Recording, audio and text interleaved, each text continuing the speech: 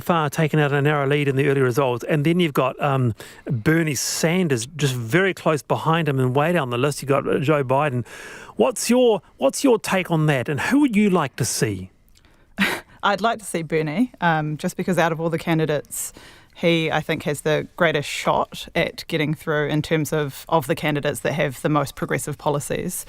And in terms of what happened at the Iowa caucus, I guess one thing that it makes me think about is the choice, because I am a community organiser and a campaigner fundamentally, and there was a choice made by the Iowa caucus of the Democratic Party to invest in technology as the solution for facilitating democracy rather than investing in, let's say, community organising or capacity building. And if anything good could come out of this, my hope would be that the strategists behind the scenes look at the way that they're facilitating democracy within their party, and look to engage people power more than they did technology, because in this case, technology really let them down. Didn't it?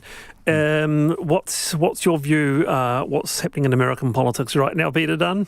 Well, I think it's too early to tell after just the early results from Iowa, but one trend that I'm wondering is beginning to emerge with Buttigieg's emergence and his potential triumph in these caucuses is, are we seeing a fundamental mood shift away from the political establishment? We've seen it in other countries over the last few years where to be experienced is to be cursed.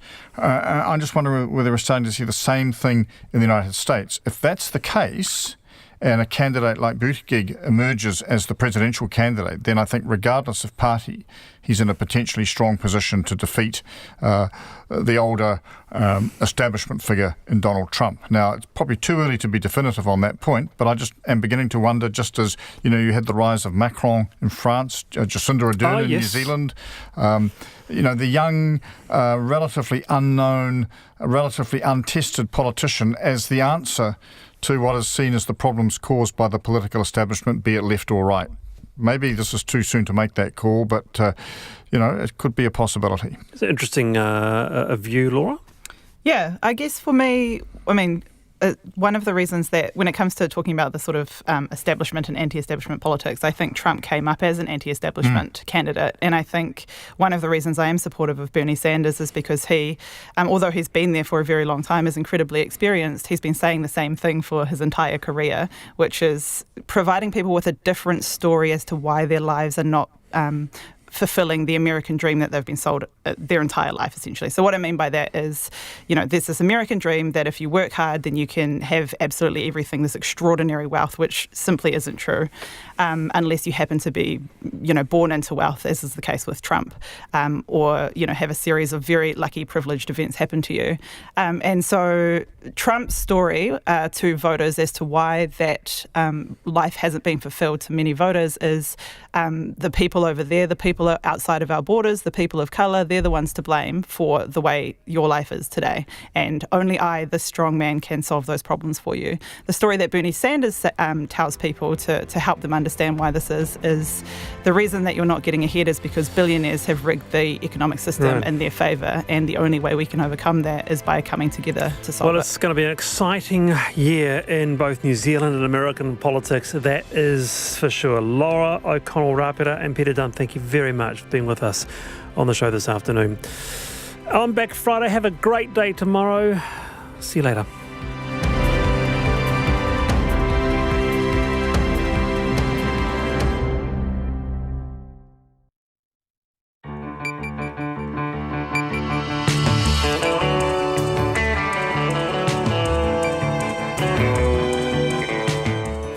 Te whakarongo mai koe ki te reo irirangi o Aotearoa. This is Checkpoint on RNZ National. I'm Lisa Owen. E haere nei, river levels in Southland force hundreds of people out of their homes amid stock losses and dramatic rescue attempts. Now water threatens to activate potentially toxic chemicals stored at a paper mill. We'll have the latest from the Civil Defence briefing. The chartered flight from Wuhan, ground zero for coronavirus, is less than an hour from landing. 75 camper vans head to the military base north of Auckland, where the evacuees will be quarantined for 2 weeks. The former National MP, Jamie Lee Ross, is facing an investigation after 3 of his staff go on special leave. And there are tears at Waitangi as a new museum honouring Maori soldiers opens. RNZ News at 5. Kia ora ko Susana Leata tēnei. The central Southland town of Wyndham is set to bear the brunt of the rising Matata River very soon. The swollen river, which flows through the town, is expected to peak in just under an hour. Everyone in the town has been ordered to leave and take refuge in evacuation centres. However, Gore, to the north, appears to have had a narrow escape from being flooded by the Matata. The Civil Defence Minister Pieni Henare says the latest update he has received is that all eyes are on the Matata. We are on high alert, no doubt about it. The local organisations have made it clear that they're on high alert, and as a government we're keeping a close eye on things. We've been in contact with the local mayors. They are happy with their control at the moment, but of course we look to the gods and hope that we don't get any more rain there.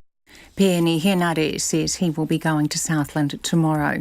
And the government has just declared the flooding in Southland and Otago an adverse event, opening the way for extra support to be offered to farmers and growers. $100,000 is being made available through rural support trusts to speed up recovery and provide technical advice. The Agriculture Minister Damien O'Connor says more may be made available as the full extent of farm damage becomes clearer. Meanwhile, concerns are mounting about what will happen if an old paper mill in Matata is flooded. About 10,000 tonnes of uvea premix, a byproduct of smelting, is stored there, and toxic ammonia is likely to be released if it gets saturated. An environmental chemist, Sally Gore, says if the site is at risk of being flooded, the area will need to be evacuated. Ammonia is a well-known hazard, and exposure to high concentrations will burn your eyes, will burn your skin, and it will burn your lungs. So it's corrosive and it can do quite a lot of damage. If people have been exposed, they need to be checked out, because what happens is their lungs can fill full of fluid and they basically drown. Sally Gore. Matota resident Jem Burr says that the day before the floodwaters hit, a large number of locals were called on the council to remove the toxic waste. The former National MP Jamie Lee Ross is the subject of a workplace investigation following staff complaints about him. RNZ understands 3 of the 4 staff in the independent MP's botany office have been placed on special leave.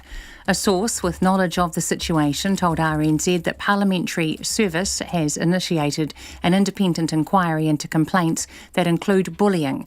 Mr Ross says he's in the dark about the nature of the allegations. He denies acting inappropriately, but says not everyone always gets along in small teams. A public funeral will be held for former Prime Minister Mike Moore, who died at the weekend aged 71. The Prime Minister has announced the service will be held in Auckland at Dilworth School's senior campus in Epsom on Friday week.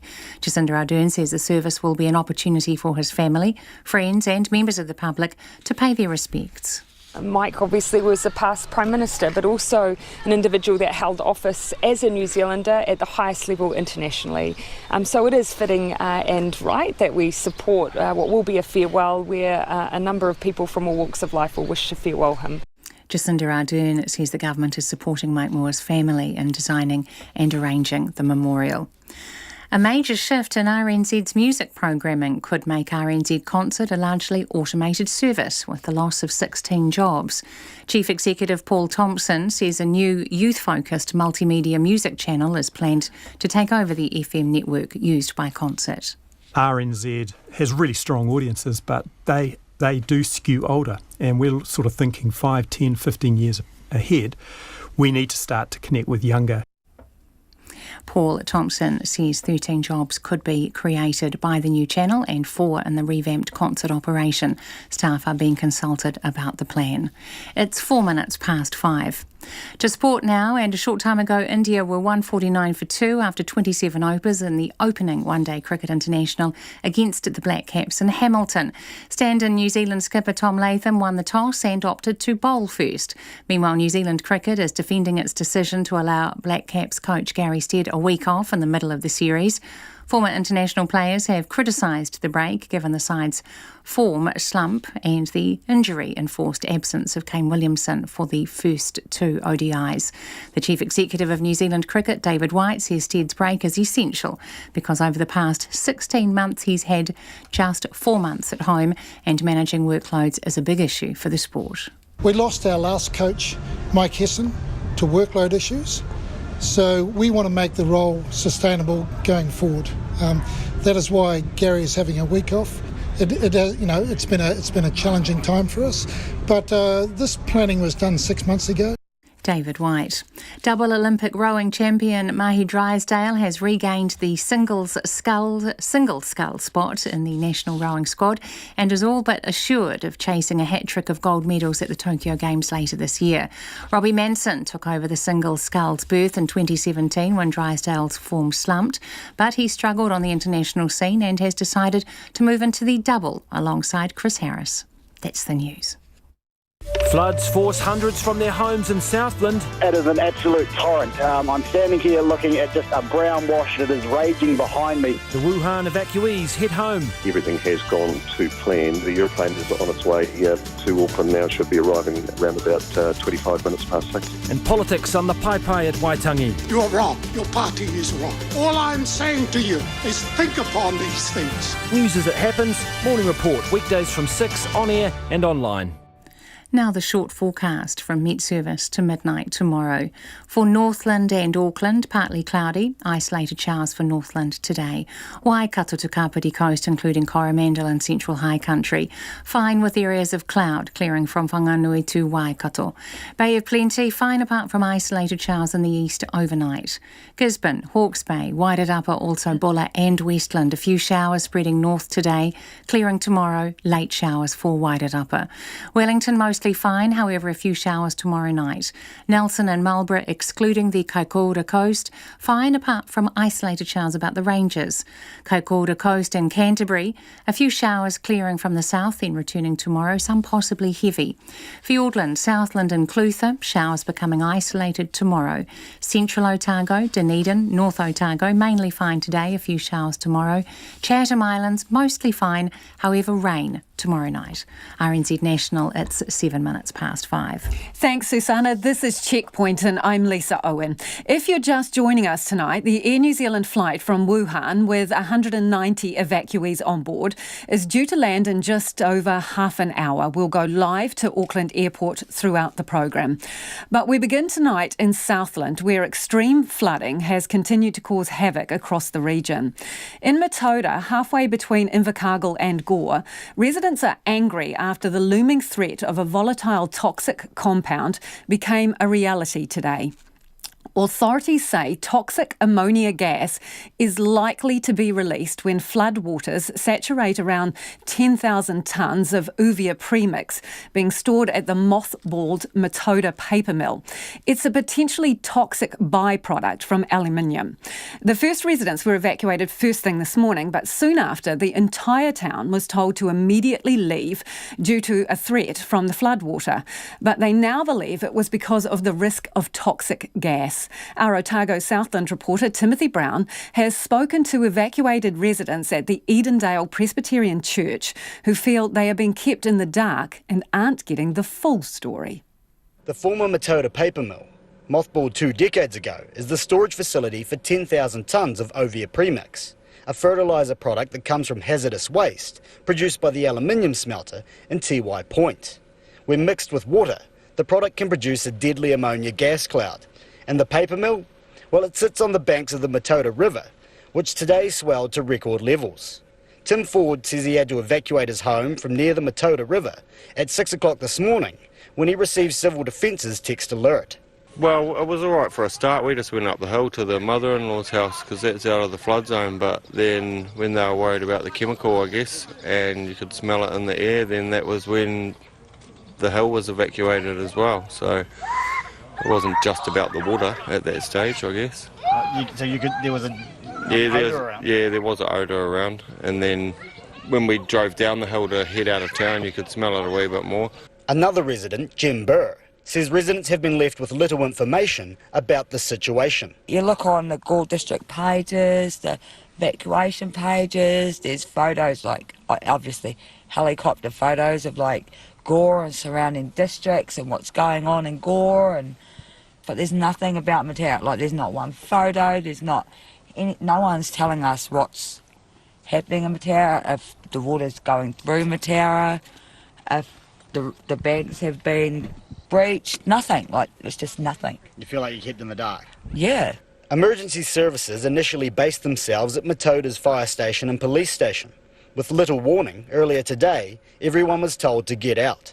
The cordons have expanded further and further throughout the day. Checkpoint understands due to the risk of what's stored at the old paper mill. There are reports of flooding in some streets in the town, but residents aren't sure what's going on. And for Jocelyn Cox, that's the worst part. And that's the worst part, is it just not knowing? Yeah, they're not knowing. There's no updates. Everything's of Gore, nothing's of Matata. What about civil defence, police? They don't know nothing. They haven't been able to tell you anything about what's going on? No, not about what's going on in Matata. You know, just that we can't go back there at present. And we ask them questions, and I don't know. One thing all the residents I spoke to agree on is that they want the waste product gone. We don't want it. We got it dumped in Matata and we didn't even know about it. Till it was too late, they couldn't get rid of it. And it's disgusting that it's been put there. And that, you know, we've all, you know, known about it being there, and we've all been trying to, you know, get them to move it. Take it somewhere where there's no river right next door to it, no residents and whatnot, so that it's in a safe spot.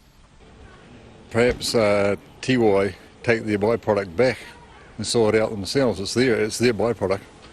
We didn't want it there. We had no say in the matter. And people have protested about it before and tried to get rid of it. Obviously now they'll have to. No, we predominantly can't go home for days. Well, what's the effects? Not just on our town, or the environment? Don't know. Don't know nothing. Last year, local councils secured a deal with the government to deal with the product over 6 years. That's not soon enough for Matata residents. In Edendale, for Checkpoint, Timothy Brown. As you heard there, hundreds of people in Southland towns, not just Matata, have been forced to leave their homes following civil defence evacuation orders. Residents in Gore, Wyndham and Matata were told not to be complacent and to leave immediately. We spoke to some of those caught up in the state of emergency. How's the river looking? Oh, big, brown and dirty and angry. Andy Muir, Gore evacuee, not one to mince words. He bailed out this morning. Andy, how did you get the word that you had to bail? Actually, it came through the text on the phone, and we've got to give credit where credit's due. The system's worked out really well. So we got them probably, first one was about 10 o'clock last night, then from 6 o'clock this morning, every half an hour. Very effective system, so credit's got to go out there. So what did you manage to pack up, and who have you got with you? Well, I've got a family, the kids and the wife, and we've just got our vehicles out of the road and taken to a mate's place, which is in a higher part of town. So basically, the centre of town's been evacuated, which is Main Street, Hokanui Drive area. We've just basically got the bare necessities that we need to get away until the carnage is over and done with. But like I say, it's an overcast sky here. It's actually a bit of a breeze blowing at the moment, and you'd have no inkling whatsoever that there was about to be water hosing through the middle of town. But it's just one of those things, So you just don't take any chances. In Matata, Dave Glover had to get a hustle on too. We had the alert to get ready to go. The police started going around door knocking, saying it's time to go. My family left at can't remember what time it was, 8 o'clock-ish possibly this morning. I was tailing Charlie. More from Dave later. As for Andy, he's a townie now, but he only came off the farm about a year ago, so he knows his way around a paddock, the Matata River and the cobweb of streams, feeders and stock banks, and he's not fooled by clear skies. There's no sign of moisture or anything. It's just, the thing is in Matara is there's a lot of other rivers that lead into it upstream. So the headwaters of the Matara is up by Nokamai, which is up towards Garston, Kingston, and there's all just flow-on effect from water that's come down over the last 24 hours or whatever, and it's not going to peak all the waters in here until later on in the day at the very earliest, because it's got to have time to travel down here. But in the meantime, it's manked quite a few flood banks and properties along the way, and that's what they're worried about for Gore. There's going to be a breach of the banks around here. To higher ground now, Waimumu, where we catch Southern Field Days boss turned host for evacuees, Warren Ross. I'm at Southern Field Days and it's actually sun shining and it's quite pleasant actually at the moment. Have you got any people on site who have fled the floodwaters? Yep. There are not too many. There's only, I think there were last count, there was about 16 or so people plus 5 or 6 kids. And a few pets, a few dogs and cats and bits and pieces. What are they all doing and what sort of facilities are there for them? Well, there is at the site we do have a 100 by 50 metre clear span shed that we use for exhibitors. So they're just camping out there at the moment, and we've got tea and coffee there for them, and I think the school council brought out some food for them, and yeah, they seem to be happy enough at the moment. Any idea, Warren, how long your guests are going to be with you for? No idea, actually, to be fair. No. I'm not sure how long the water will stay up for, but as soon as it starts dropping, I guess, they'll start let them go home, I suppose. If they have to stay overnight, what's the deal? There is a local community hall just up the road, so we're going to ship them up there, and they've got heaters and get a heap of blankets from locals, and yeah, they'll be quite warm and tasty, I think. What about you? Is your house or where you stay anywhere near the problem zone? No, I'm farmed just out the road a wee bit on a hill, so my place is all good. But I do have a good supply of rum in the cabinet, so liquor cabinet, so that'll keep me right. Let's push north to Maitland, above Gore. And it's times like these we could use a little faith. Faith Harvey, that is. We're on a mission at the moment trying to Hold on a second. Faith and her husband Patrick are on the road, boat in tow. She fills us in on the plan, and Patrick makes sure nothing is left out. We're going to be going down the river trying to get to my father's place down in Wyndham, where the river's about to peak in a couple of hours. But he's on a sheep farm there that borders the river. And the water, when I was talking to him a few hours ago, is only 20 metres from the house, and he's got no way of getting out at the moment. So we need to go and try and get the boat down the river to see if he's all right. Keep an eye out for any stock that are stranded as well, and try and see if we can help in any way. We've got our wire cutters on the boat, cut any fences if we need to. So you're going to be looking out for stock that might be in trouble, but the ultimate aim is to see if Dad is okay. And are you planning to uplift him, evacuate him? If we need to, yeah, we'll see how we go. He's a pretty stubborn farmer, doesn't want to leave his house and leave his stock, so we'll just see how the situation is when we get a bit closer. He's got about 2,000 sheep, which he was still moving this morning to get them onto higher ground. We've only sort of got one area on the farm where there's high ground, and his neighbour, who's a dairy farmer, he's got all his stock actually on the road now, because the road is actually a little bit higher ground. And with it being blocked off at both ends, no traffic can get through anyway, so his stock are on the road to try and keep them safe, because he's got no high ground either. So the target today is Dad, aka George, who's about 3 k's from Wyndham. All routes to him cut off except via the Matata River. Yesterday, the Waikaka stream was their focus. We rescued about 18 cattle yesterday from our neighbour's property who couldn't get out to move them to higher ground in time. We managed to pull 3 calves out of the river this morning from our neighbour's place further upstream. He's lost 35 cattle down the river. Circle back to flood-struck Gore, and strangely, that is where we find Matata evacuee Dave Glover. But here's the thing, he's on a hill. We're at the in-laws in Gore.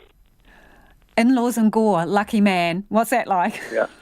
Oh, yeah, no, it's all right. Well, at least I've got power on, because that was one of the other big things. There was no power from 8 o'clock-ish or somewhere there in Matata, because we also went to the shop to get a couple of items, and people sort of struggle when they don't have an EFTPOS machine and you've got to have cash. And up round my in-laws here, which is up on the hill, there's camper vans and everything else, and it's sort of, you can walk down the street a couple of blocks and you can see the great, huge water of the Matata River that's all over the show. So, hey, the camper vans, Dave, are those people who are actually tourists or something, or are those people who are using the vans to evacuate? No, they're tourists, because they can't go any further because everything's shut. So we've got we've got juicy campers, and we've got people sitting in their campers with kayaks, drinking cups of tea, and people are walking around with their families, and it's a good wee party time. When I drove up here to my in-laws, there was people sitting on deck chairs at their gates, and that's the probably worst thing about it is that when the sun's shining, probably find it a little bit hard to think that we're in a flooding crisis. There are, though, some telltale signs, including all the cars shifted to higher ground and the curbside pop-up camper van park for displaced tourists. Every street in Gore's like that. All of Broughton Street's got cars lined from one side to the other, and campers and trucks. And down outside the Gore High School, it must be a civil defence station or something. There was police, and there was, of course, we've got the field days on down here about to start as well too. So there was Richie's buses parked there, and tractors, and I think Calvin Church is a stayover place as well too down Robertson Street in Gore. So they were riddled with cars both sides of the road all the way down. And I was just looking out over at one of these campers that's parked up here with the fella reading his magazine. He's actually he's a local that's been on the lower level that's driven his camper out and come and parked up on the hill. Do you know him? I know who he is. 7 weeks sleep by the look of him. So are you well stocked up? Got everything you need? Yeah. No, we just need the water to go away, and then I think they should declare it a week's public holiday, and we can enjoy it, because summer might have started to get here, but you wouldn't think so in the last couple of days. And just an update, Faith Harvey and her husband Patrick were forced to abandon their bid to reach her father on his farm. The river was just too ferocious.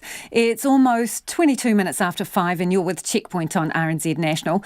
Do get in touch. We'd love to hear from you if you are in that flood zone. You can text us 2101, tweet us at Checkpoint RNZ, or email checkpoint@rnz.co.nz. How are you managing? Where are you? Also, if you're a Matata resident and you've got concerns about the chemicals in that abandoned paper mill, we'd love to hear from you as well. An Air New Zealand flight, which rescued nearly 200 people stranded in Wuhan this morning, is due to arrive at Auckland Airport in the next half hour. The flight picked up 190 people from Wuhan, the epicentre of the virus outbreak, around 6:45 a.m. New Zealand time. One person was stopped from boarding the plane this morning after being screened because they were unwell. There are evacuees from 11 other countries on board, many of whom will be heading straight into quarantine when they touch down. Our reporter Nita Blake-Person is at Auckland Airport and joins us now live. Hi Nita, what's happening there? Hi Lisa, well it's all eyes on the runway here at Auckland Airport. Everyone is waiting on standby for this Air New Zealand flight to touch down. There's been a lot of preparation underway for the past few days. Obviously customs, health officials, airport staff want to make sure that this arrival goes as smoothly and as efficiently as possible so that these people can be processed and up to quarantine as quickly as possible to limit any potential spread of this coronavirus. So as you say, we know there's 190 people on board. 98 of those are New Zealanders, the rest 11 other nations, mainly Pacific nations, but the bulk of people, 35 others are from Australia. When they touch down in here in Auckland, they will be quickly boarding another flight back across to Australia, where they have their own separate quarantine facilities. But for everyone else, they will be very quickly popped onto buses and driven about 45 minutes north to Whangaparaoa, where a Navy base there has been converted into a mini village in anticipation of everyone spending the next couple of weeks there. So that includes everyone on board this plane, consular staff who had travelled to Wuhan, as well as health officials who were helping out with this rescue flight. But it doesn't include the Air New Zealand crew, who will be taking time off but do not have to quarantine for the next couple of weeks. As people who are watching this will see, that it appears that there is security stationed at the entrance to that site where the evacuees will go. What do we know about conditions there and where exactly they'll be staying on site? Yes, it is secure. We were up there today. It's at the end of the Whangaparaoa Peninsula, so for people who know that area, right next to Shakespeare Regional Park. It's right next to a beach, and there's one road in and one road out. There is someone on guard and lock, but it was a busy site today as they were bringing in about 75 camper vans, which we're not sure if they are going to be used as the only form of accommodation there, or if that's in addition to the dorms and things that are on site. But there are 75 camper vans which can sleep between 4 and 6 people. They've got all of their own cooking facilities, washing, toilets, showers and things like that. But we also saw water care cars going in, portaloos. So obviously they are setting up this facility that it has everything that anyone could possibly need for 2 weeks, because they will basically be in lockdown mode when they get there for the next 2 weeks. Thank you, Nita. That's Nita Blake-Person, who is at the airport waiting the arrival of that plane, which is really due any time now, the plane that has evacuated people from Wuhan. And we will cross back to Nita if there are any developments. And meanwhile, thousands of passengers and crew have been quarantined on a cruise ship in Japan after 10 people on board tested positive for coronavirus. The Diamond Princess cruise ship will be in lockdown off the coast of Yokohama for at least 14 days, the cruise company says. The 10 people who have tested positive for the virus will be taken ashore in Japan for medical treatment. Princess Cruises says in a statement, the group includes 2 Australians, 3 Japanese, 3 from Hong Kong and 1 from the US, as well as a Filipino crew member. A previous passenger who did not show any symptoms while on board tested positive for the coronavirus on Saturday, nearly a week after leaving the ship. The 80-year-old man had embarked in Yokohama on the 20th of January and disembarked in Hong Kong on January 25th. Japanese authorities are scrambling to check other passengers who left the ship early as they try to contain the possible coronavirus outbreak. The former National MP, Jamie Lee Ross, is facing a workplace investigation following complaints which have seen 3 of his staff placed on special leave. But the MP, who threw a grenade in the political landscape in 2018, claims he's being subjected to a politically motivated attack. Our Deputy Political Editor, Craig McCulloch, is at Parliament and joins us now. Craig, what do we know?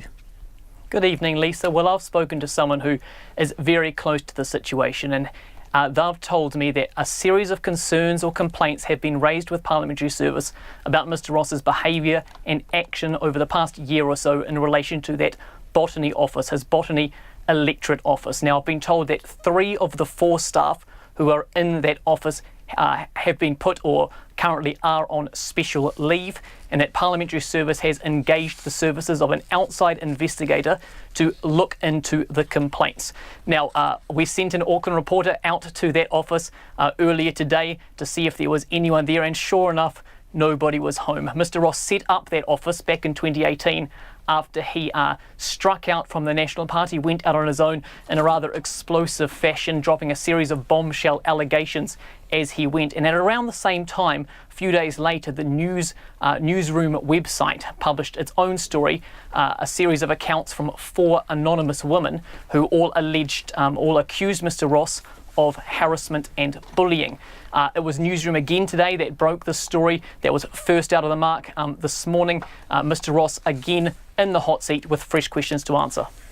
Yeah, so absolutely no word, so nobody at home, but he hasn't put out a statement, nothing?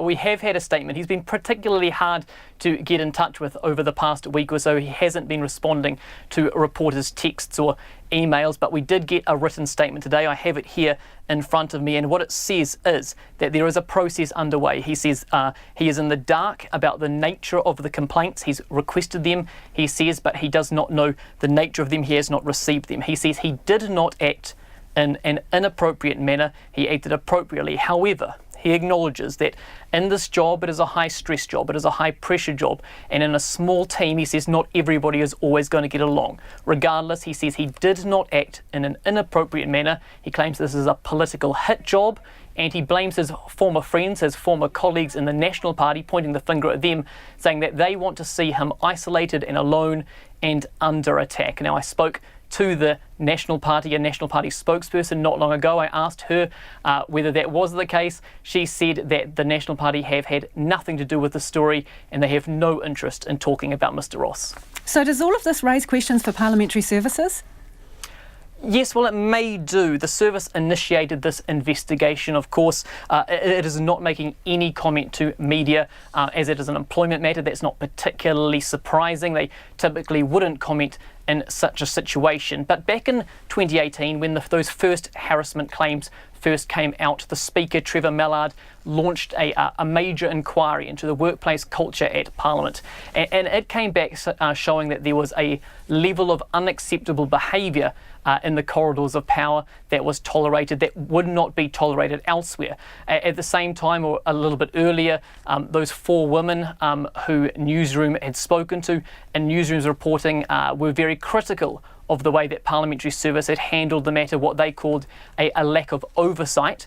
And indeed today Newsroom has gone back to some of those women. Again, they're quite critical. They say that Parliamentary Service has a lot to answer for, that they that people shouldn't have been put in this situation. Jamie Lee Ross says he welcomes the opportunity to engage in a fair process where natural justice applies and all perspectives are considered. Thanks, Craig. That's Craig McCulloch joining us there live from our parliamentary office.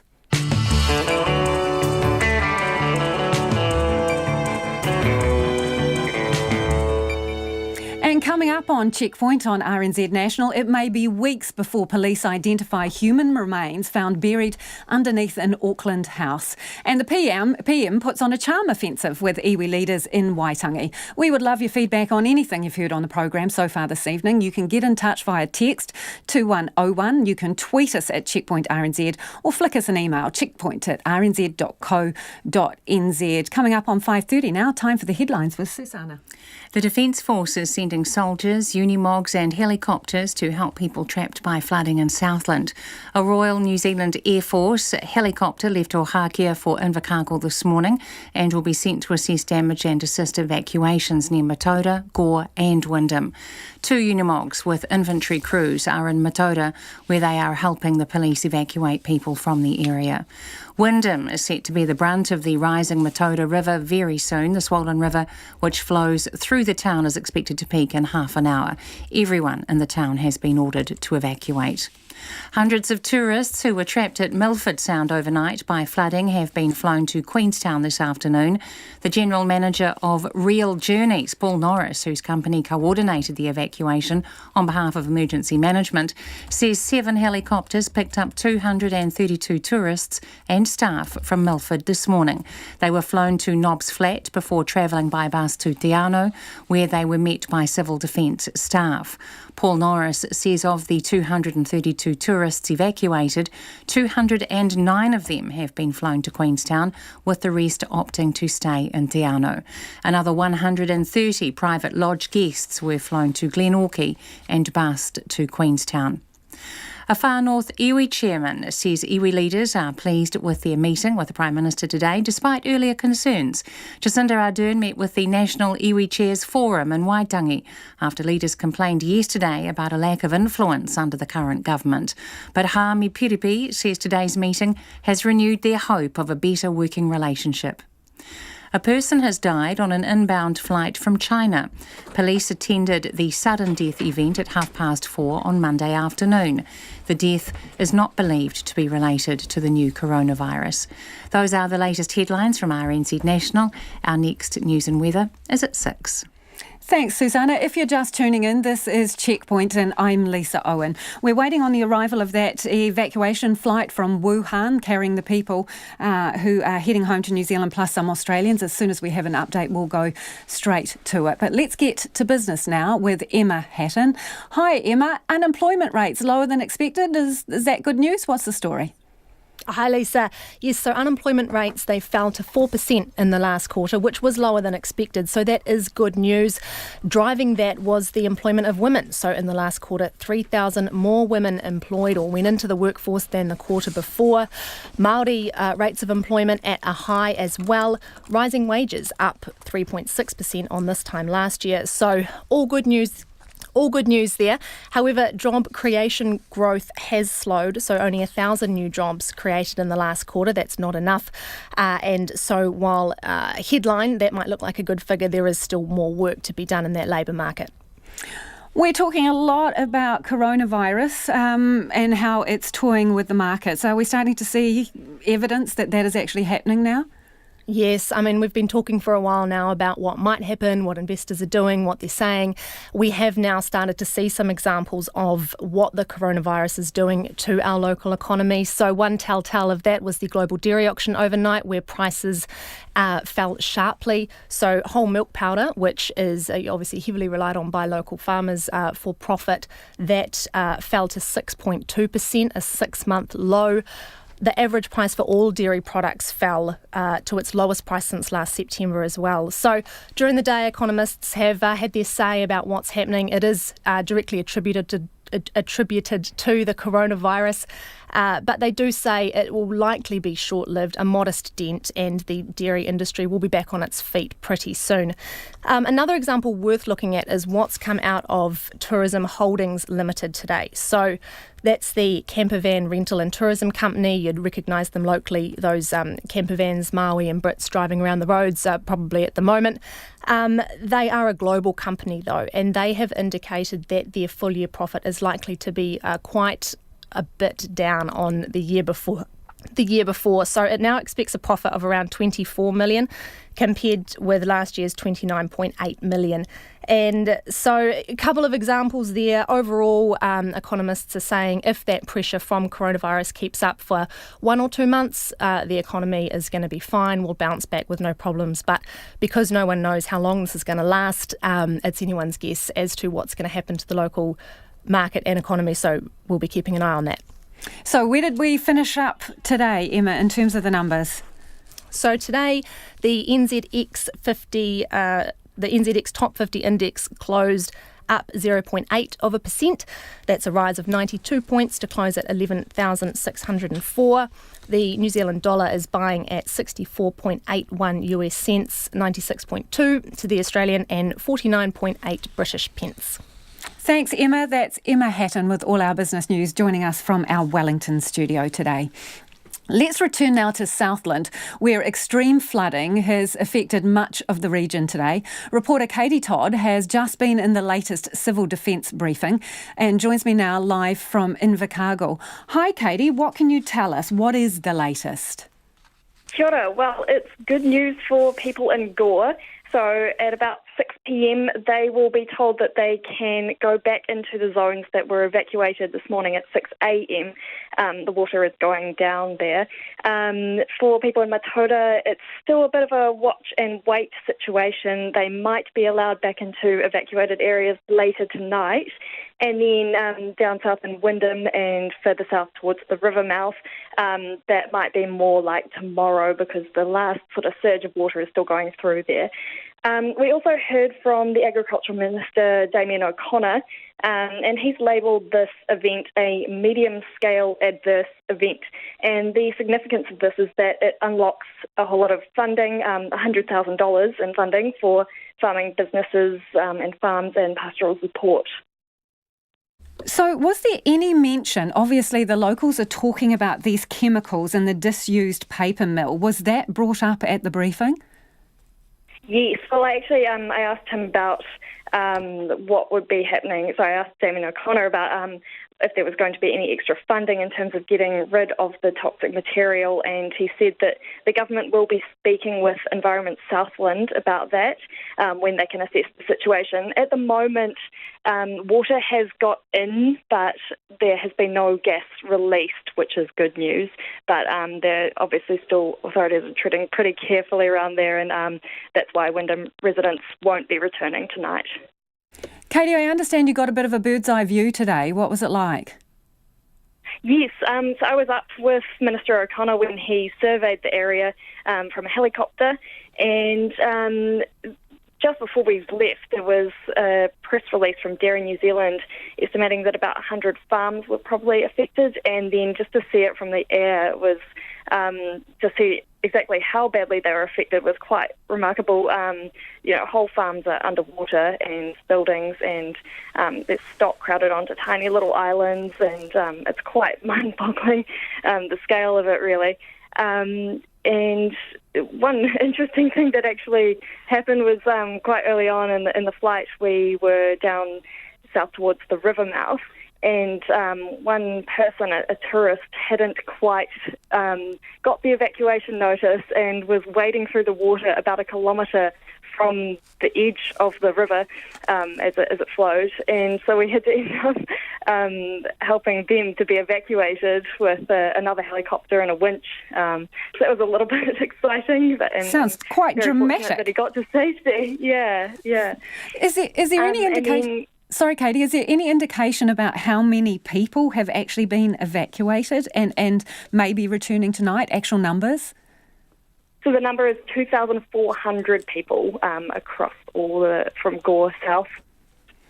Fantastic. Thank you so much for joining us this evening. That is Katie Todd, who's joining us for Invercargill. She's been at that latest civil defence briefing and was actually up in the air in a helicopter today and looking at that flood damage. It may be weeks before police identify human remains found buried underneath an Auckland home. Contractors renovating an old villa on Marlborough Street in Mount Eden halted work after unearthing the remains on Friday. The disruption turned the leafy suburban street into a potential crime scene, crawling with police and investigators as they embarked on a forensic examination. Our reporter Annika Smith paid the house a visit.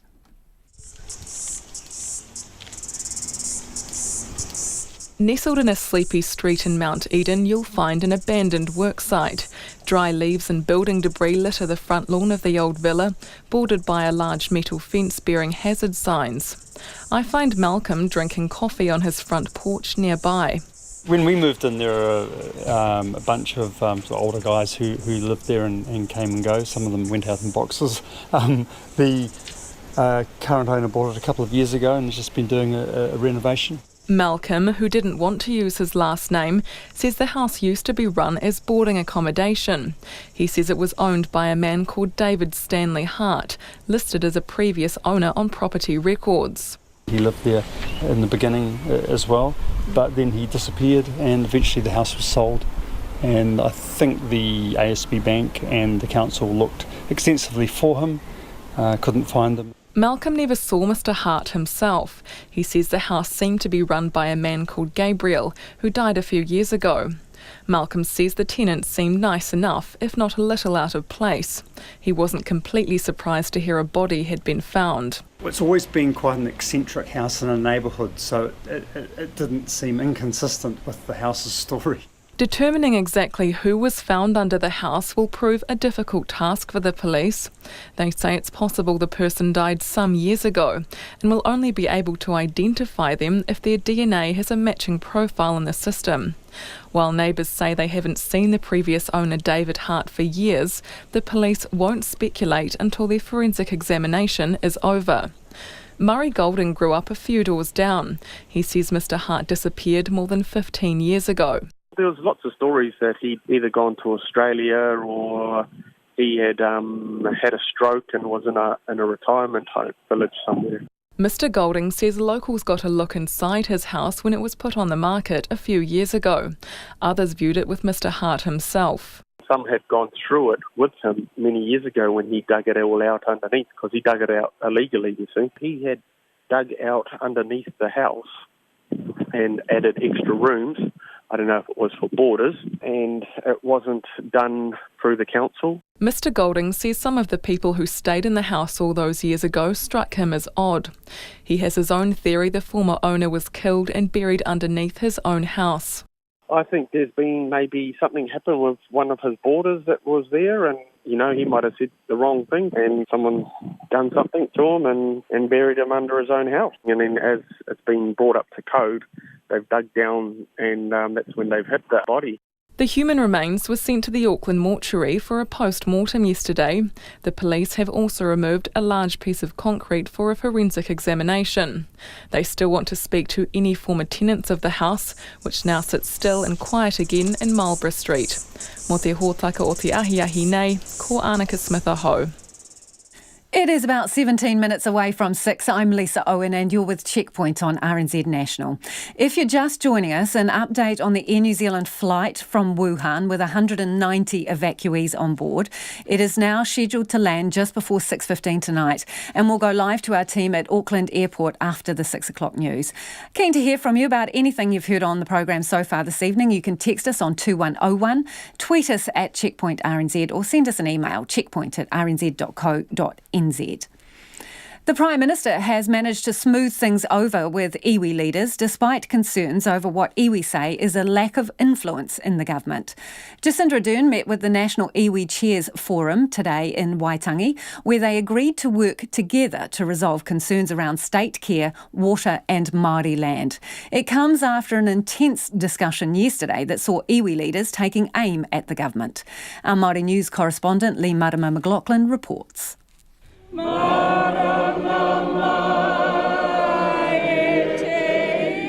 Despite Despite tensions brewing among iwi leaders over a lack of pull power under this government, the Iwi Chairs Forum welcomed the Prime Minister and her delegation in good form.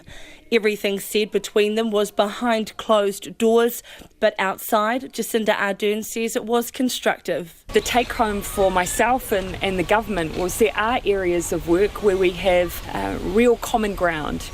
None of us want any children to be in harm's way, and all of us want to make the changes required to keep them safe.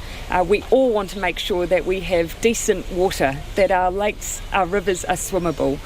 We also want to see underutilised land, as has been the case for Maori land, utilised, and so there's work there that we can do together. So we've agreed a bit of a work program, and I look forward to keep working together. About 200 people attended the two-day forum in Waitangi, where 50 iwi chairs debated key issues in Te Ao Māori. Many felt they don't have much influence nowadays. A director of Toitu Ngāti Porou, Amohaere Haukamo, says their relationship with the government has changed. This government, certainly in respect to the forum that we have here around the National Iwi Chairs Forum, have been a lot more standoff than the previous government.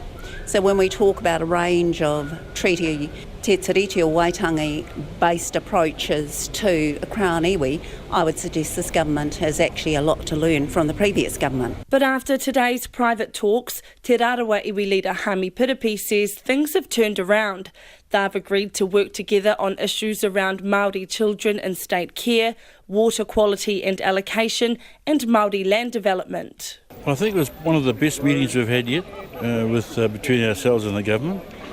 And it was probably because there was a real air of authenticity about the government's approach and their response, and a real genuine concern from our point of view, for our children, for our resources.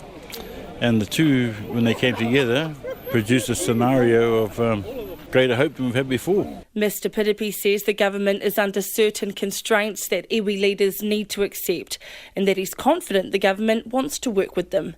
In Waitangi for Checkpoint, I'm Lee Marama McLaughlin. And there were emotional scenes at Waitangi this morning as more than 1,000 people gathered before dawn for the opening of a new museum which honours Māori involved in conflict here and overseas. Te Rau Aroha was built with the Provincial Growth Fund. Te Aniwa Hurahanganui and videographer Simon Rogers were there.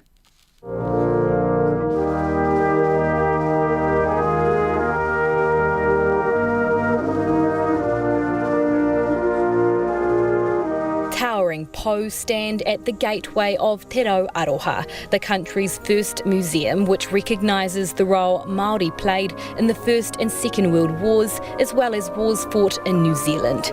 Hundreds gathered at the Waitangi Treaty grounds to see inside for the first time, many overcome with emotion as they heard stories about the Māori soldiers. Among them was Robert Bom Gillies, one of only 2 surviving members of the 28th Maori Battalion, who received a special welcome alongside Willie Apiata VC.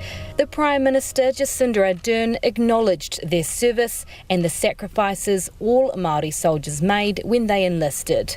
In Te Rau Aroha, we honour the spirit of all those who, without the pressure of conscription, willingly took up arms for their country, many making the ultimate sacrifice. We acknowledge the challenges Māori faced in asserting their rights to equality in military service, especially during the First World War. It was the Ngāti Porou leader and Māori MP, Sir Apirana Ngata, who said in 1940 that Māori involvement in war was a necessary price to pay to achieve equality and joint citizenship with Pākehā.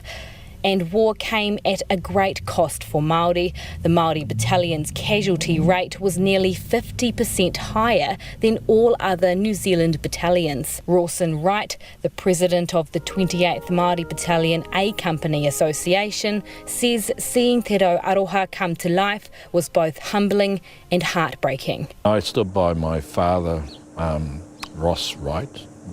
His name is Rawson Ross Wright, and he's on the end wall. So as people were coming in, they were chatting away, and you could see the emotion, the tears of sorrow, the tears of joy and the excitement that's going to come from and the kōrero that's to come. One of the museum's main exhibits is Te Whare Maumahara, a place to remember. Portraits of men from Northland who served in the battalion's A Company line 2 of the room's walls. One of those men is Solomon Tipene, the father of Waitangi National Trust Chair Peter Tipene. All I know is that he sort of talked tongue-in-cheek that he had toured the world and been to 24 different countries. But then he said that he saw those 24 countries through a slit in the carriage on the train. I just hope that this museum, and I think it will, be a place where our people can come and talk with others and wānanga and learn about their own direct connections to the Maori Battalion or any conflict for that matter where Māori were involved. Sergeant Lee Albert says their legacy paved the way for her to join the armed forces too. Just for all Māori, I think it's a great representation of where we as a nation started from. I mean, when the battalion first stood up, it was to be equal, to be considered equal citizens. And now I'm a female Māori in a modern day military because of them. The name of the new museum, Te Rau Aroha, was the name originally given to this truck behind me. It was completely funded by native schools and sent overseas to the Māori Battalion during the Second World War. It was here where Māori soldiers gathered to eat kai and spend time with one another as they traversed many countries over many months. Jacinda Ardern says it was considered a taonga or treasure to them and is a fitting name for the new museum. The decision to name this new museum Te Rau Aroha was unanimous. Like the truck, the name is a taonga and is fitting for this new whare on one of the greatest taonga that we have in Aotearoa, the beautiful Waitangi Treaty Grounds. While the museum encompasses a whole range of conflicts Māori fought in, the 28th Māori Battalion hold a special place. Their stories and faces displayed almost everywhere you look. Ms Ardern says their legacy will forever live on. Into the deep blue sky. Mo te hōtaka o te ahiahi, ko te aniwa, hurihanga nui, aho.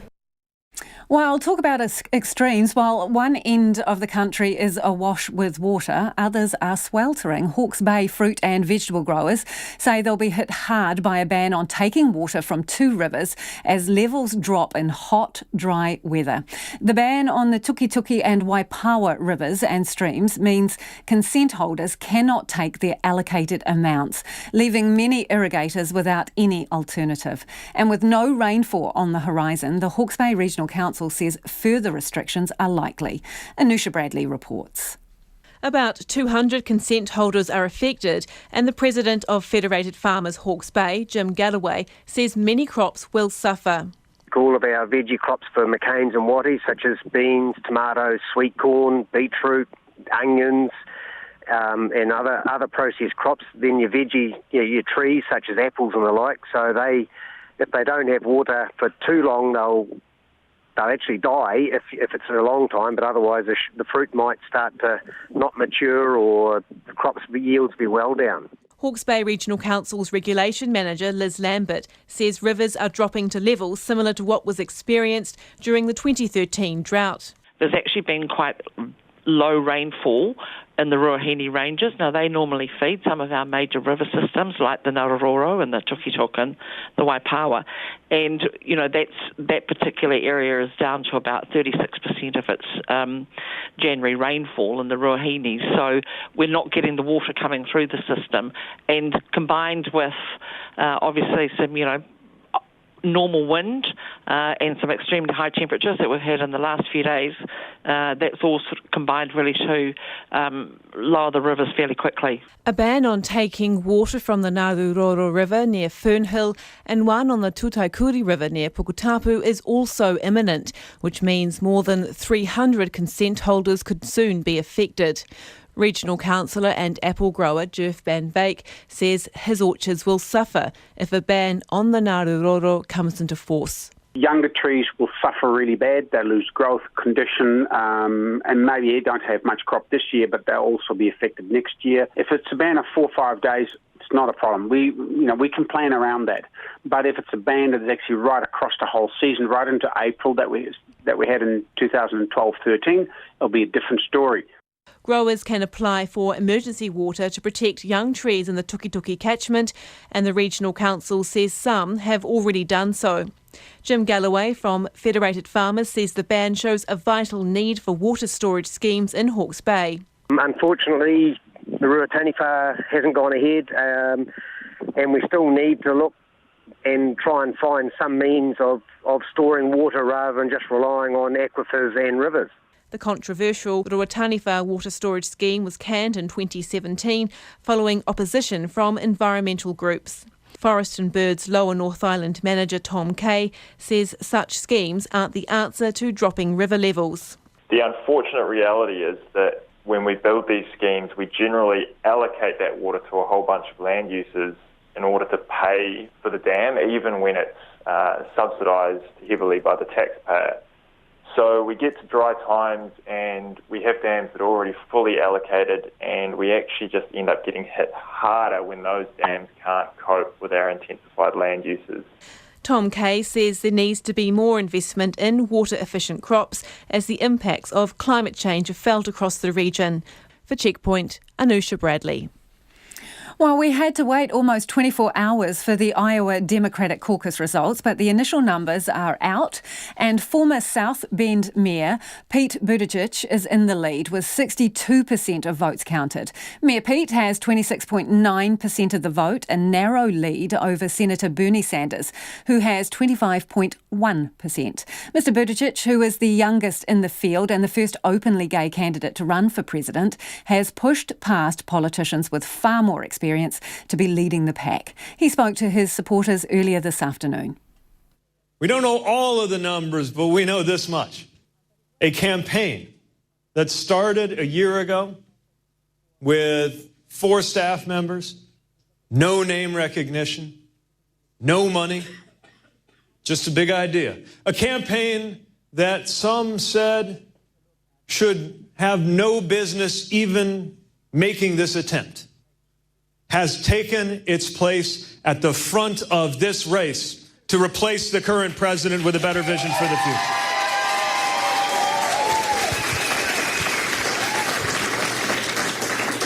And no matter what happens next, this much is undeniable. That fact represents an astonishing victory for this campaign, this candidacy, and this vision that you all have been a part of. And that's Pete Buttigieg. Trailing close behind is Senator Bernie Sanders, who unsuccessfully challenged Hillary Clinton last time round. We received more votes on the first and second round than any other candidate.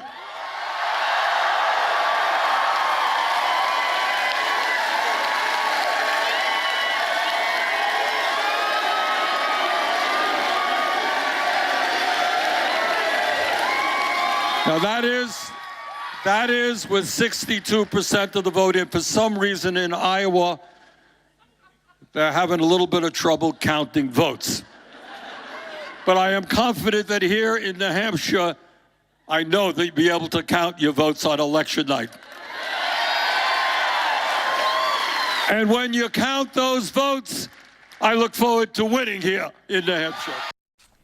Bernie Sanders, who as a senator has to return to Washington DC tomorrow to vote in the impeachment trial of President Trump. It's been a particularly bad result for former Vice President Joe Biden. He's so far fourth in Iowa with just 15.6% of the vote.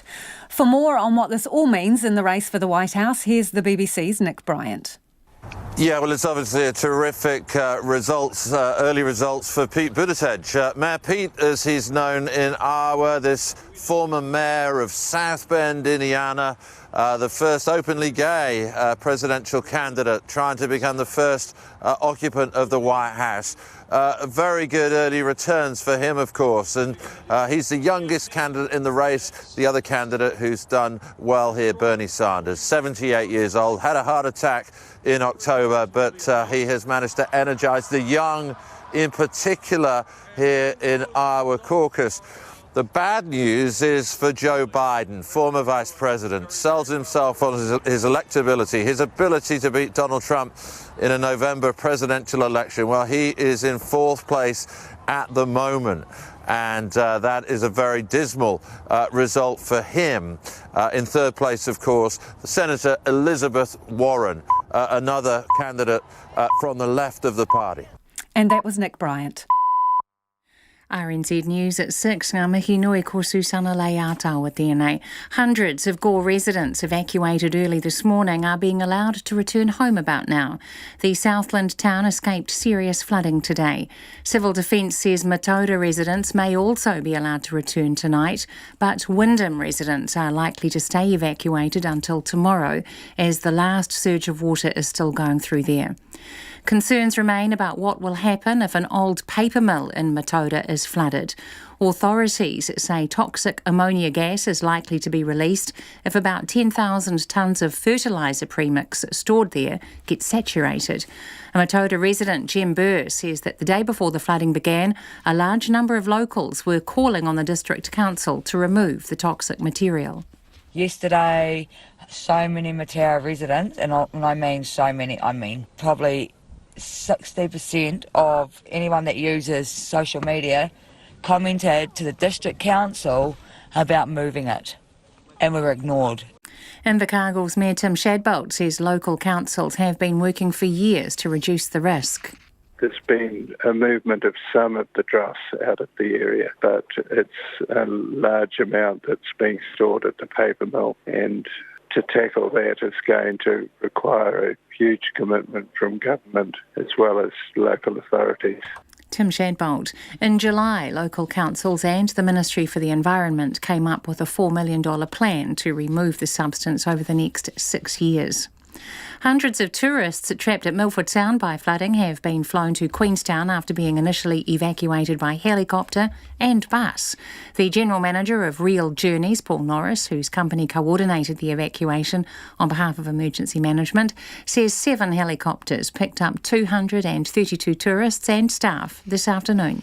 Originally the plan was to coach those passengers from Te Anau back through to Queenstown, but we ended up organising fixed-wing aircraft to move them from the airport in Te Anau and taking them through to Queenstown.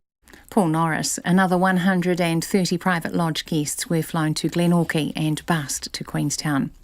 75 camper vans have been sent to a military base north of Auckland so that evacuees from Wuhan can stay in them for the next 2 weeks. A chartered Air New Zealand flight carrying 190 evacuees from the centre of the coronavirus outbreak has just touched down in Auckland. The disembarking passengers will be taken by bus to Army Bay on the Whangaparaoa Peninsula, which has been set up to quarantine them. Each camper van can sleep between 4 and 6 people. Firefighting foam contamination in Marlborough exceeds health guidelines for drinking water across an area of 200 hectares. A new Defence Force study forecasts that the chemical plume around the Woodburn Air Force Base will not spread very much. Phil Pennington reports. The study sums up 2 years of investigations under a nationwide inquiry into toxic and long-lasting PFAS compounds in water and soil. It concludes the contamination plume covers 800 hectares in all, up to 7 kilometres east of the base. It says the chemicals are flowing into the aquifer below Blenheim at low concentrations. 7 out of 203 private wells exceed the drinking water threshold. Households are getting alternative drinking water. Some fish in surrounding creeks have high levels, but the ecological risks remain uncertain. Ko Phil Pennington, tēnei. 2 major roads in central Auckland will close next month as construction on the City Rail Link moves into its next stage. The Wellesley Street West intersection along with Albert Street and Merrill Drive will be shut to road traffic as work on the underground Aotea station begins. Once the walls and roof of the station are built next year, Wellesley Street West will be reopened. Access to Merrill Drive at the intersection will stay closed until the City Rail Link is complete. It's just past 6:04. In the first one-day cricket international in Hamilton, India are piling on the runs against New Zealand. Sent into bat after losing the toss a short time ago, they were 251 for 3 after 40 of their 50 overs. The highlight for the Black Caps so far was Ish Sodhi's dismissal of Indian captain Virat Kohli, clean bowled for 51. New Zealand are looking to recover from the 5-0 drubbing they suffered at the hands of India in the T20 series. Double Olympic rowing champion Mahi Drysdale has regained the front running for New Zealand's single sculls selection at the Tokyo Games after having to row in other boats for the last 2 years. He has been named for 2 World Cup events in Europe in May, ahead of Robbie Manson, who had been in the single boat since 2017. Drysdale took time off after his successful title defence in Rio and was replaced by Manson in the single scull. Manson will compete in the double. Liverpool have booked a 5th round English Football FA Cup tie against Chelsea after their youngest ever starting lineup overcame League One Shrewsbury Town 1-0 at Anfield in their 4th round replay. With the Reds' senior players out because of the Premier League winter break, Liverpool's side included 7 teenagers. Newcastle needed extra time to beat League One Oxford United 3-2. That's the news. Tonight on Nights, our window on the world looks at Uganda's approach to treating depression. It's all about keeping in touch with the neighbours. Nick Tipping celebrates the Nelson jazz scene. And botanist Peter DeLonghi talks about the paper he's just published, which looks at the use of te reo Māori in taxonomy and why it's ruffling a few feathers. On Nights with me, Brian Crump, after the news at 7 on RNZ National. Now the short forecast from Met Service, it's until midnight tomorrow. For Northland and Auckland, partly cloudy, isolated showers for Northland today. Waikato to Kapiti Coast, including Coromandel and Central High Country. Fine weather, areas of cloud clearing from Whanganui to Waikato. Bay of Plenty, fine apart from isolated showers in the east overnight. For Gisborne, Hawke's Bay, Wairarapa, also Bulla and Westland, a few showers spreading north today. Clearing tomorrow, but late showers for Wairarapa. Wellington mostly fine, however a few showers tomorrow night.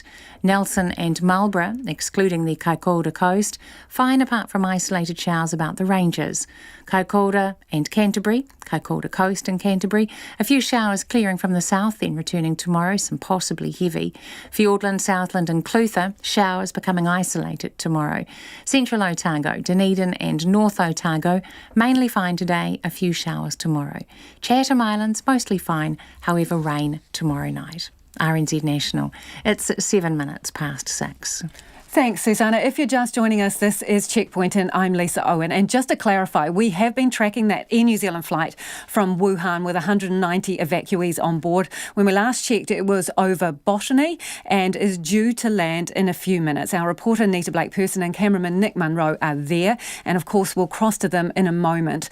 But first, let's head to Southland, where thousands of people have been evacuated across the region due to extreme flooding. Our Otago Southland reporter Timothy Brown is at a cordon just south of Matata, which is about halfway between Gore and Invercargill.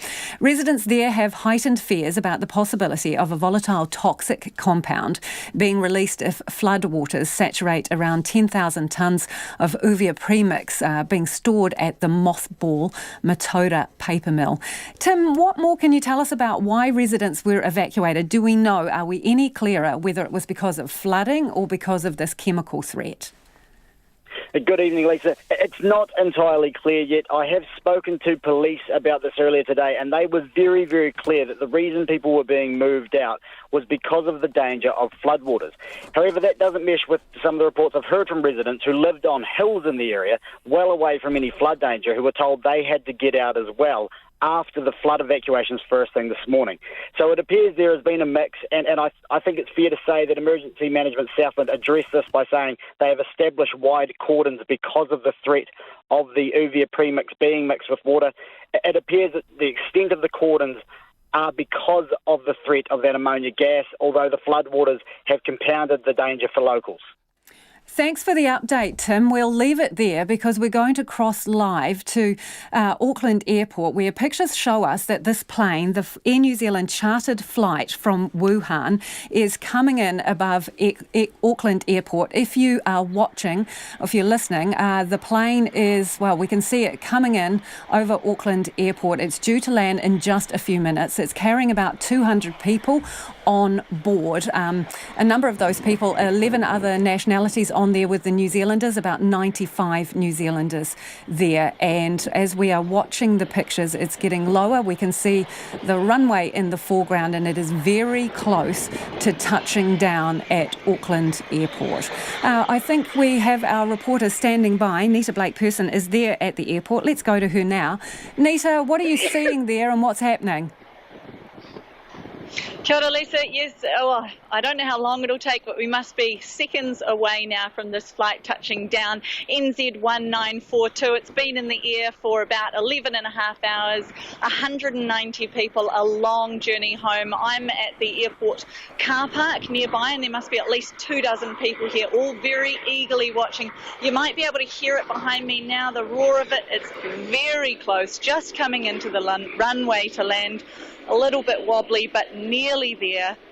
A very long journey for some of these people. We know a lot had long drives to get to the airport to even make it. One person wasn't allowed to get onto that flight, but for 190 others, they are finally touching down just behind me now, and it looks like wheels down in Auckland Airport. So that's been a very long journey back for some people. Health officials, customs, airport staff will be doing all their best to make sure that these people are processed very quickly. They're not going to be passing through any public spaces to limit any possible spread of the coronavirus. And then they are all getting on buses, all apart from 35 Australian nationals who will be boarding another flight back to Australia to their own quarantine facilities.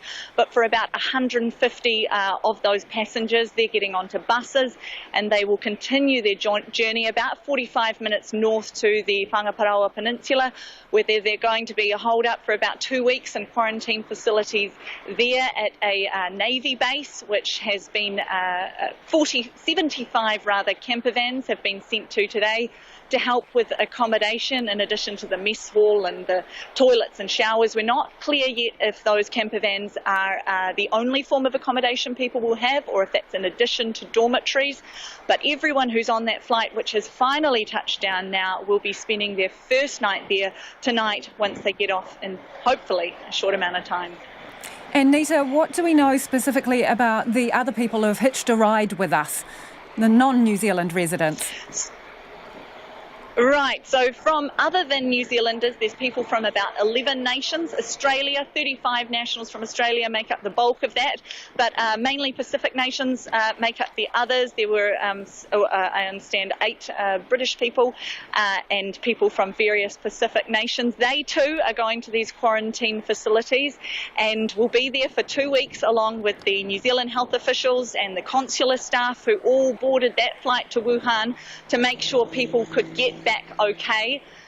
New Zealand officials are still giving advice to New Zealanders who are in China and didn't make it on this flight that they need to contact the airlines which are still operating out of there. If you're not in the Hubei province, there are still airlines operating and there are other ways out. But for a lot of people, this flight home will be a big relief that they're finally back on New Zealand soil tonight. Thanks, Nita. That's our reporter Nita Blake-Person joining us live there from Auckland Airport. If you're just joining us, that plane, the Air New Zealand flight chartered by the New Zealand government, bringing 190 evacuees from Wuhan back to New Zealand, has just touched down a matter of minutes ago. Those people will be processed and taken to a quarantine facility at Whangaparaoa, which is north of Auckland, and they'll need to stay there for 2 weeks. If there are any further developments, we'll bring them to you during the show.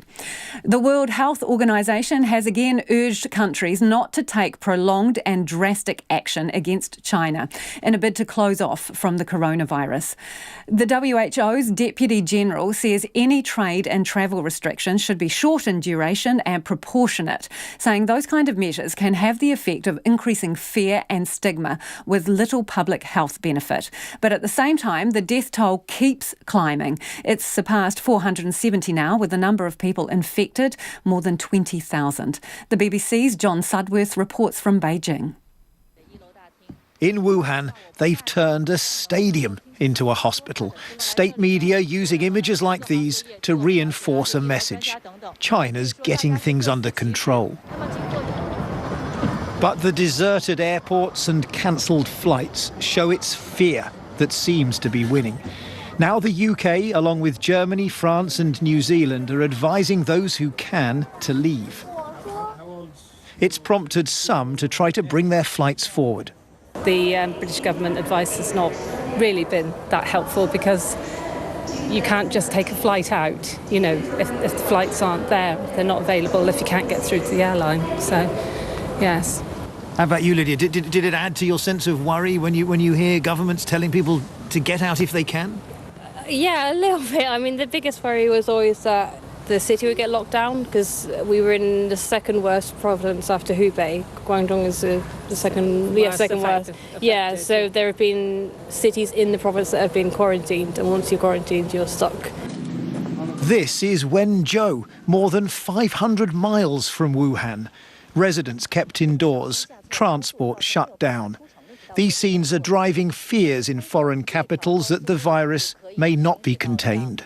The advice to 30,000 Britons in China to head to the airports is extraordinary. The world's second largest economy, deeply integrated into global supply chains and transport networks, now essentially deemed too risky. Oi. Oi. But it's not easy for all Brits to leave. Little baby Atlas doesn't yet have a passport. It seems to be that the news is saying that the elderly and the young are the most vulnerable to virus generally, to viruses generally. So we're a little bit anxious about that. And Danny's wife Viola is a Chinese national without a valid visa. But the UK government has announced that shouldn't matter.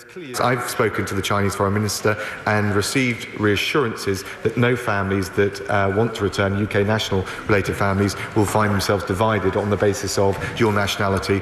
China's fighting on, but with so much still unknown about this virus, the international community isn't taking any chances. And that was John Sudworth. Thousands of live crayfish caught in New Zealand could be released back into the wild due to trade disruptions with China. Between 150 to 280 tonnes of live rock lobster are stuck in pots and tanks at sea and on land after orders to China were cancelled because of the coronavirus outbreak. The government today announced crayfish in holding pots at sea will be able to be released. But lobster from different areas which have been brought together at processing facilities will not be freed due to biosecurity risks. The Minister of Fisheries, Stuart Nash, spoke to RNZ rural reporter Eric Frickberg. So the crayfish is an interesting industry. About 96 to 98% of their exports go to China, and Chinese New Year is a very, very big occasion for New Zealand crayfish exporters. Many of these orders have been cancelled, and so New Zealand lobster fishermen or crayfishermen have been left with a whole lot of crays of either in storage, when I say in storage, live, but either in pens in the ocean, around the ocean, or in licensed fish receiver pens as well. So what we're doing is saying that we will allow crayfish that are held in pens on the water to be released. We're also saying that if it can be proven to fisheries officers and biosecurity that those held at licensed fish receivers or in other pens on land have come from the one stock, then if they meet a series of conditions, then we'll allow those to be released as well. However, if crays from different areas have been mixed, we are not allowing those to be released back. The reason for that is simply the biosecurity risk. We're just not prepared to put the cray fishery at risk by saying all crays, no matter where they are, can be released. So there are terms and conditions around what can be released back if they're held at licensed fish receivers or at other holding pens. Have you any idea, or has it been conveyed to you, what the total loss is valued at for these crayfish exporters? Still working through that. I've heard figures as high as $100 million, but again, I haven't had that confirmed at all, and I'm waiting. So I don't want to, spread any rumours that might not be true. But that was a figure that I had read, but I certainly haven't received advice from officials at this point in time around, quantifying that exact loss. But there's no doubt about it. It is substantial. The other thing also is, I do know that Chinese New Year is a really big event for the export industry, the lobster export industry. Having 96 to 98% of your exports to one market, I suspect that the industry will take a good hard look at that strategy. But, at this point, I would say that the losses would be substantial. And that's the Minister of Fisheries, Stuart Nash. The New Zealand Rock Lobster Industry Council declined to be interviewed, but said in a statement it agrees the return of lobsters to the sea needs to be done with care. It says the abrupt halt to rock lobster harvesting last week has already had serious effects on fishermen and companies. It's almost 6:20 and you're with Checkpoint on RNZ National. Returning now to our top story, it's been a day of limbo for people at evacuation centres in Gore. Hundreds of households were forced to move to higher ground or seek shelter at 4 community centres as the Matata River lapped towards their doorsteps. Ananzaki reports. After a quick heads-up yesterday afternoon, Ken Williams, the minister at Calvin Community Church, found himself at the helm of one of 4 evacuation centres in Gore. It started with a few people seeking a place to sleep on Tuesday night, and by this afternoon the numbers were in the hundreds. The people that came in last night were by and large tourists who'd arrived in Gore at the wrong time and just found themselves stuck with nowhere to go. Most people, I think most Gore people, managed to find somewhere else to stay, but then further mass evacuations announced earlier this morning. And now there's been a steady stream of people coming in since then. Most had been woken by the sound of the Civil Defence Emergency Evacuation alert on their phones at 6 o'clock this morning. Robert Gillard was among them, after moving to Gore about 3 months ago in a house about 300 metres from the Matata River. It is a bit unsettling actually, and the waiting's the worst thing. Just a bit of a worry, just not knowing whether the house is going to be safe or not. Quietly chatting over a cup of tea with him was Joe Bowes, a Dunedin sales representative who got stuck in Gore yesterday. She spent an uncertain night at a campground before coming here and says it's a little bit uncomfortable not knowing when she'll be seeing her family again. The alarm went off at 6 this morning, so here I am, waiting to see what can happen and if I can get home. It's been a tiring night, but a bit emotional. Meanwhile, other locals had last-minute business to attend to before getting themselves to safety. Daniel Ross helped his cousin to move about 50 sheep to higher ground by swapping quad bike for paddle power. You had to get out there, you don't know where the holes are. How do you herd sheep in a kayak? Very difficultly. Once you get them swimming the right way, they're right. Once you get a leader, they normally follow each other. But they're safe and sound now, they're on some dry pastures, so just come to get my ute. I'm going home now, I'm out of here. Residents at evacuation centres have been told there will be plenty of tea, biscuits, beds and company for them throughout the night if worst comes to worst. For Checkpoint, this is Anand Zaki. Let's head overseas now. In his State of the Union address today, Donald Trump has given a glowing review of his presidency so far. The day before a Senate vote on whether to remove him from office, the US president spent the vast majority of his time behind the podium extolling the virtues of his term. 3 years ago, we launched the Great American Comeback. Tonight, I stand before you to share the incredible results. Jobs are booming. Incomes are soaring, poverty is plummeting, crime is falling, confidence is surging, and our country is thriving and highly respected again. Before the speech, the Speaker of the House, Nancy Pelosi, reached out to shake Donald Trump's hand, but he didn't take it. Afterwards, she appeared to rip up a copy of his speech. She's confirmed she hasn't spoken to the President since October. Some lawmakers chanted 4 more years during his address and frequently gave the President standing ovations, while some other Democrats groaned several times and held their heads in their hands. The loudest boos came when Donald Trump criticised the health reforms of his predecessor, Barack Obama. The bipartisan ovation, which saw Democrats, including Nancy Pelosi and Chuck Schumer, stand and applaud, came when Donald Trump touted reforms to the criminal justice system. Our roaring economy has, for the first time ever, given many former prisoners the ability to get a great job and a fresh start. This second chance at life is made possible because we passed landmark criminal justice reform into law. Everybody said that criminal justice reform couldn't be done, but I got it done, and the people in this room got it done.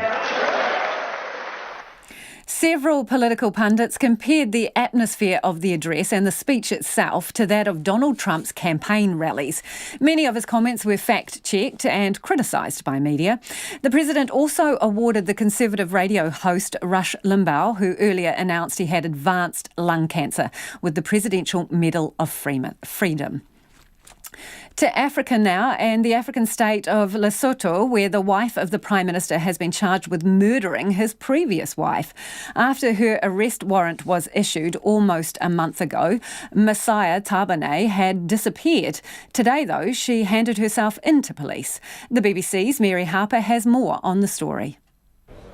Current First Lady of Lesotho, she's somebody who likes her fine clothing, and she's somebody who many people in Lesotho feel somewhat ambivalent towards, if not indeed hostile, because the previous wife of the Prime Minister, she was someone who was more humble, she preferred village life, and so they see this rather more flashy individual who's come on the scene, and they think that she in some ways has sort of tried to adopt too many trappings of power, almost like to have influence in politics rather than being a sort of obedient First Lady. And so that has caused some friction. But it is extraordinary because now she's spending the night in police custody. She's due to appear in court tomorrow on Wednesday. So things have very much turned around for her. The police have already questioned the Prime Minister, Thomas Thabane, in relation to this murder.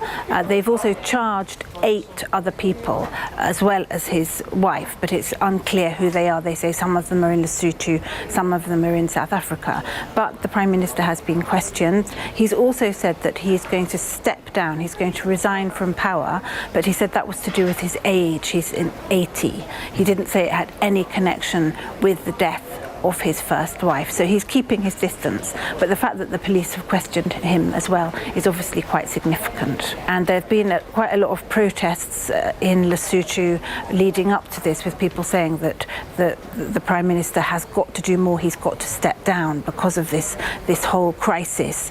And there's been people from his own party have been criticising him, as well as the opposition, as well as the general public. And there's been all these like posters all over the place from newspapers and things like that in Lesotho saying, where is the First Lady, and all of that, when she had gone missing after she was asked to appear before the police for questioning. But now she's back, and I'm sure it's going to be a big day of drama when she appears in court.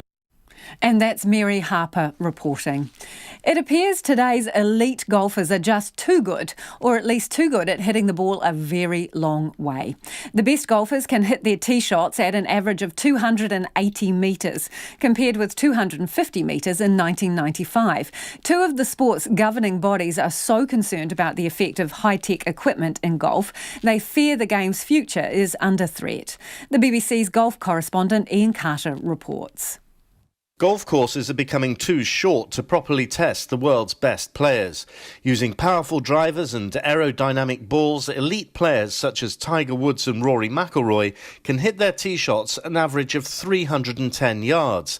This compares with 278 yards in 1995. Now the rules makers, the St Andrews-based Royal and Ancient and the United States Golf Association, have said that measures need to be taken to put limits on these distances. Their joint joint report concludes that golf can only prosper if this continuing cycle of ever-increasing hitting distances and golf course lengths is brought to an end. The RNA's chief executive is Martin Slumbers. As hitting distance has grown, particularly on golf courses that can't extend any further, then holes can become overpowered. And hitting distance, as against even hitting accuracy, becomes a predominant factor. And we think that deep down the traditions of the game are about a balance of skills. For limits to be brought in, the authorities will have to win over golf equipment manufacturers and the professional tours who've always been sceptical about the need for change. As in athletics, where modern shoe designs are making runners go faster, this may lead to clashes between sports businesses and governing bodies. And that's Ian Carter reporting. Time for some of your feedback now on the floods in Southland. Jill's got in touch. She says, my neighbour water skied down the deeply flooded verge along the road front of my property in a small northern Southland town today. What marvellous fun, she says. The skier was towed by a small Massey Ferguson tractor. Every cloud has a silver lining, she reckons. This person says it's been the most bizarre day in Southland. Where I am in Invercargill, it's cut off from every direction, yet the sky is blue and there is no vantage point to see the water rising all around us. Thanks for all your feedback. Have a wonderful Waitangi Day tomorrow. That plane from Wuhan with the evacuees has landed. News will keep you up to date as they're taken to the isolation centre. Checkpoint's back Friday. RNZ News headlines at 6:30. The Air New Zealand plane carrying 190 evacuees from Wuhan, the epicentre of the coronavirus outbreak, has touched down in Auckland. Hundreds of Gore residents evacuated this morning are returning home. The government has declared the flooding in Southland and Otago an adverse event, opening the way for extra support for farmers and growers. And Pete Buttigieg is in the lead in Iowa on the first leg of the Democrats' presidential candidate campaign, with 71% of votes counted. Those are the headlines. We'll have our next news at 7 o'clock, and then it's Nights with Brian Crump. Take the pulse of the day's news every weeknight at 10. And of course, we've got Elton John and Dunedin tonight, so there is an opportunity to set up welfare centres if we need to. And you're not going to stop people going to Elton John. Lately with me, Karen Hayes, your late night eye on the latest headlines and the people who are making them. The worst thing you want is